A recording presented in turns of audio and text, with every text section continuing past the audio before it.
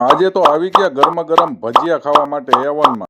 તો શું કે મિત્રો મોજમાં ને આજે બેઠા બેઠા બનાવી નાખ્યો ભજીયા ખાવાનો પ્લાન। અને આજે અમારા પરમ મિત્ર હાલે લંગડા કેમ કે એમને પગે આવ્યું થોડુંક ફ્રેક્ચર। ફાઇનલી પહોંચી ગયા A1 ભજીયા સેન્ટરમાં। જો તમારે પણ નાસ્તો કરવો હોય તો પહોંચી જજો A1 ભજીયામાં, ધોરીપોર બસ સ્ટેન્ડની એક્ઝેક્ટ સામે।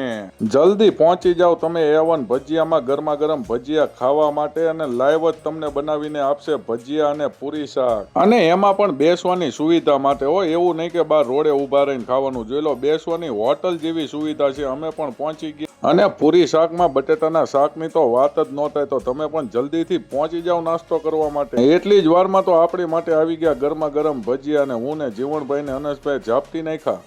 નાસ્તો કરીને આપણી ટેસ્લા લઈને આવી ગયા આપણા ખેતરે હાંઠિયુંનો ફેરો કરવા માટે, કેમ કે આ કરવો જોઈએ ને આ જોઈ લો અમારા આમિરભાઈ તો પાછા ખેતરનું નિરીક્ષણ કરવા માંડ્યા। એટલી વારમાં પાછા અમારા આમિરભાઈ થઈ ગયા ભૂખા, ને એમાં તો પડીકાનું કરી નાખી બાકાજી। બસ તો આજના બ્લોગમાં આટલું જ, તે મળીએ નવા બ્લોગમાં। ત્યાં સુધી આપણી ચેનલને સબસ્ક્રાઈબ કરી નાખજો, લાઈક કરી નાખજો। Tata bye bye.